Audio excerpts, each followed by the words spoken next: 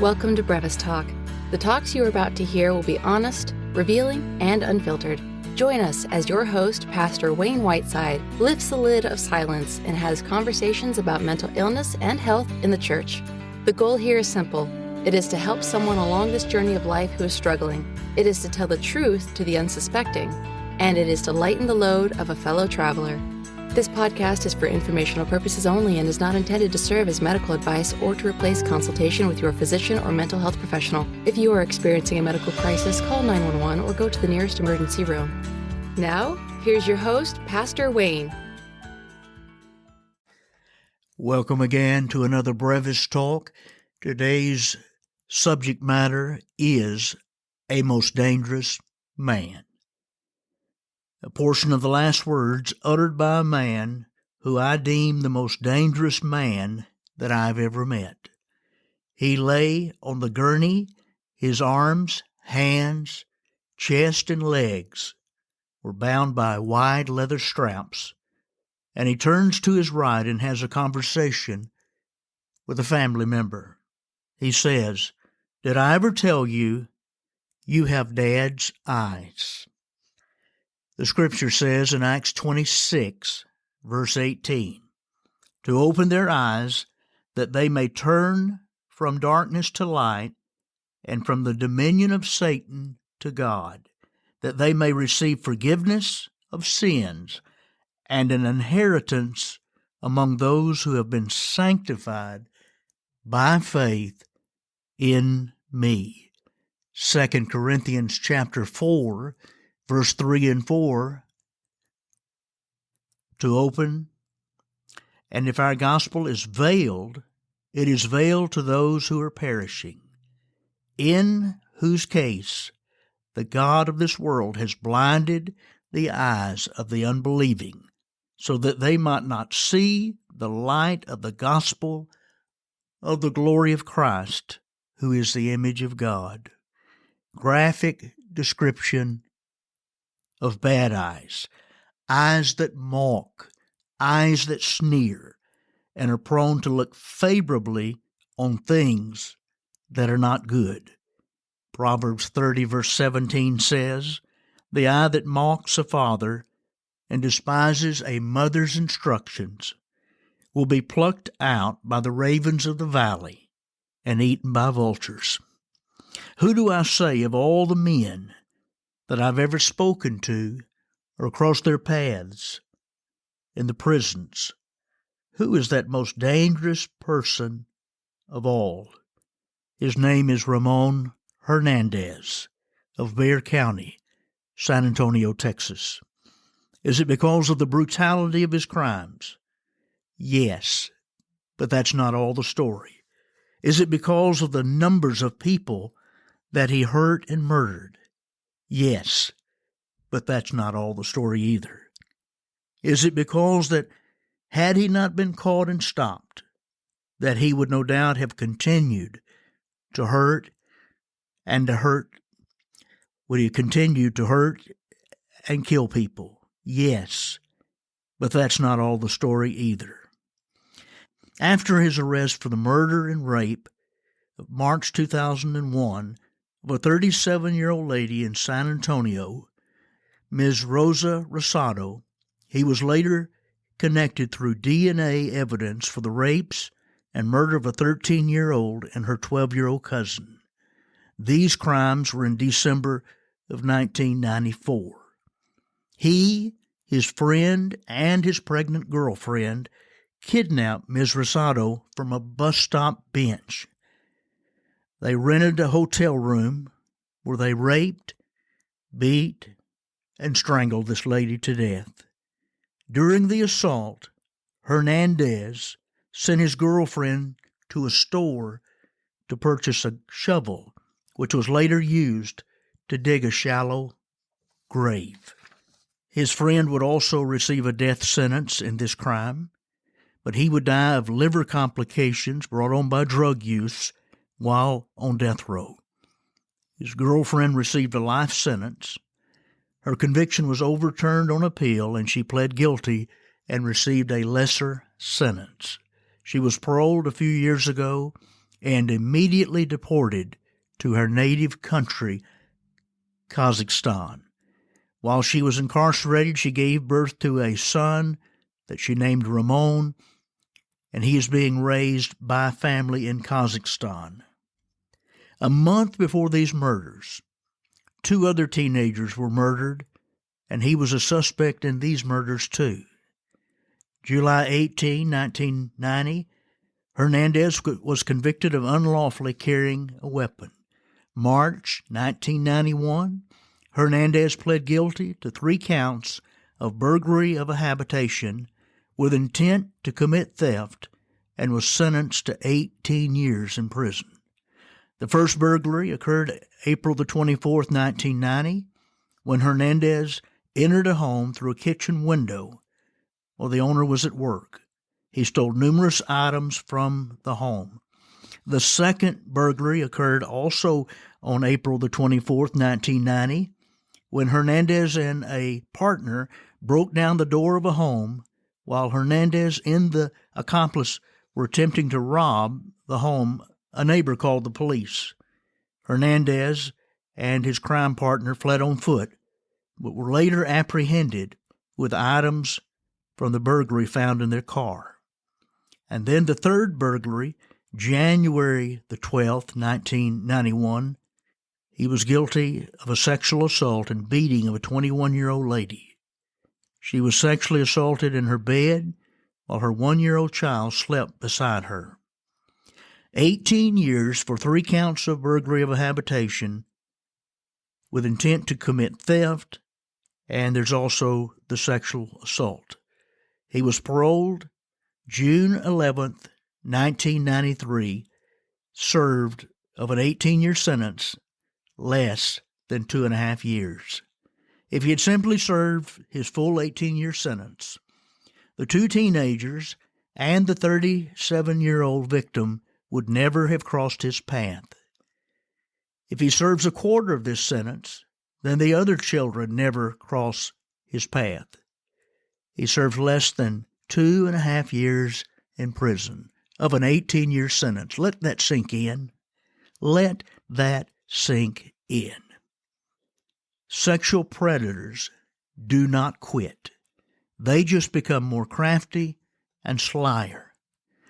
You know, truth in advertising has never been something that the courts have been known for.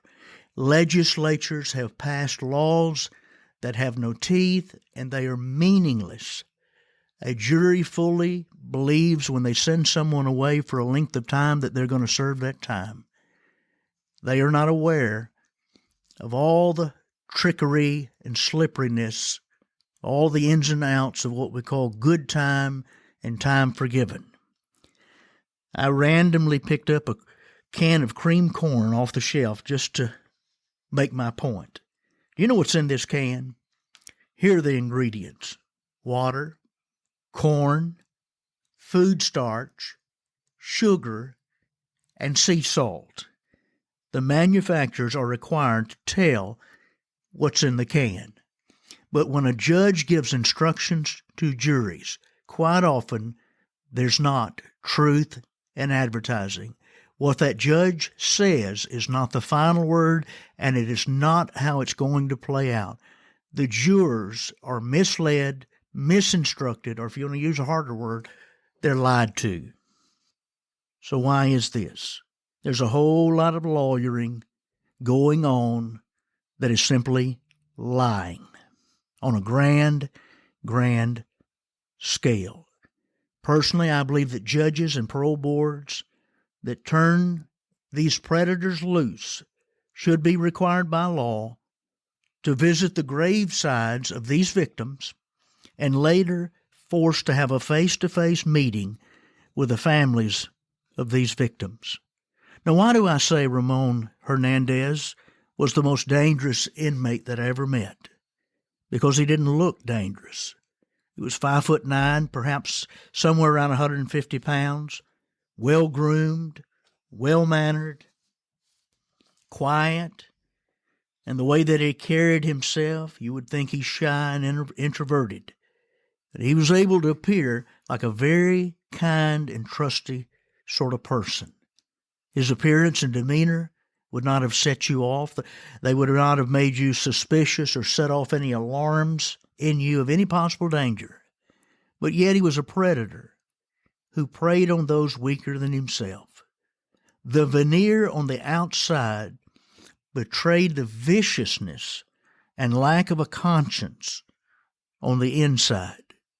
There's 7 victims that we know of at the hands of Ramon Hernandez, and I believe with all my heart there are many, many more that he was not connected to.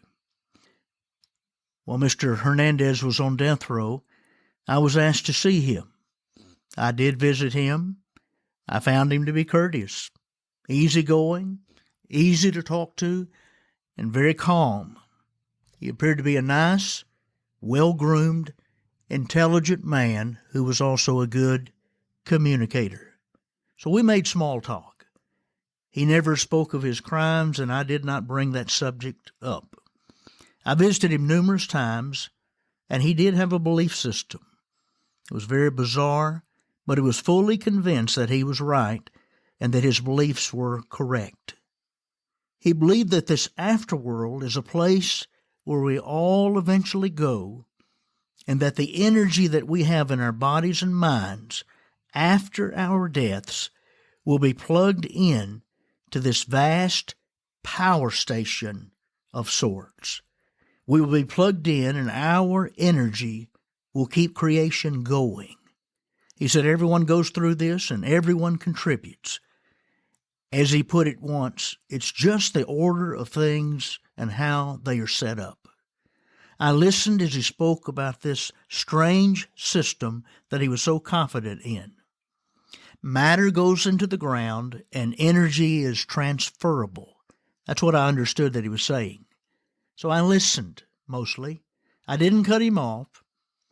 He was very comfortable and confident of all of this, and there was an arrogance about him that he believed this and that it was something that he had come to that many did not understand or hadn't realized.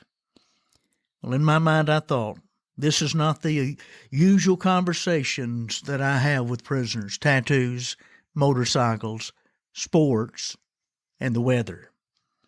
It was interesting, but I thought to myself, how slick and cunning the devil is. He has this man in his grip, and this man doesn't have a clue that the afterlife is eternal, but not about plugging in to a receptacle. So I listened, and when the opportunity was there, I told him about Jesus and about how he paid the price for our sins, and that he, Ramon, could be forgiven of his sins if he would put his faith and trust in Jesus Christ. He never wavered in his belief that we are electrical beings and part of this grand scheme of keeping the universe going. I do believe that, first of all, he was very deceived by Satan. I also believe that he would not open himself to any belief system that required him to examine himself, his deeds, and take responsibility for his sins. He heard the gospel many times, and he rejected that message each time that I tried to exhort him to accept Christ. It is very sad to me on this day when I think about where Ramon Hernandez presently is and is residing. He received an execution date for November the 14th, 2012. I was shocked.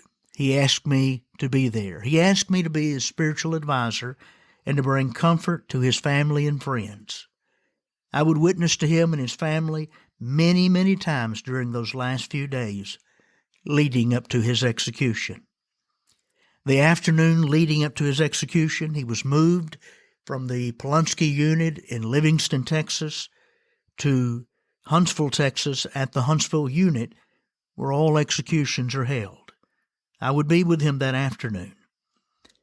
Before I entered the area that he was being held in that prison, I was approached by detectives who had looked into his crimes and background.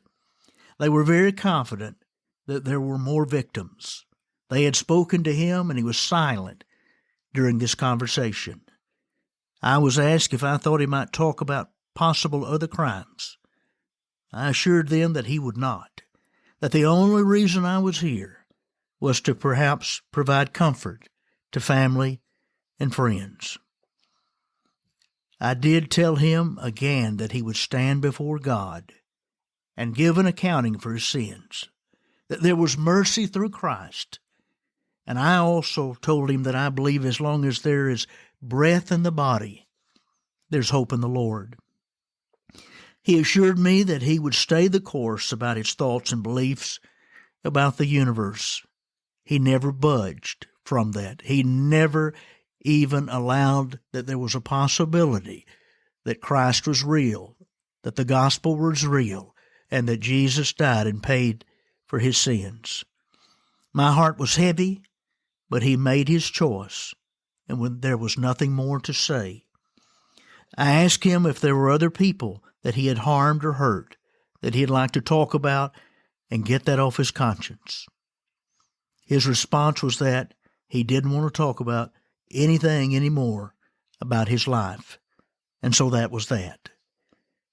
The next time I saw him, he was strapped to the gurney.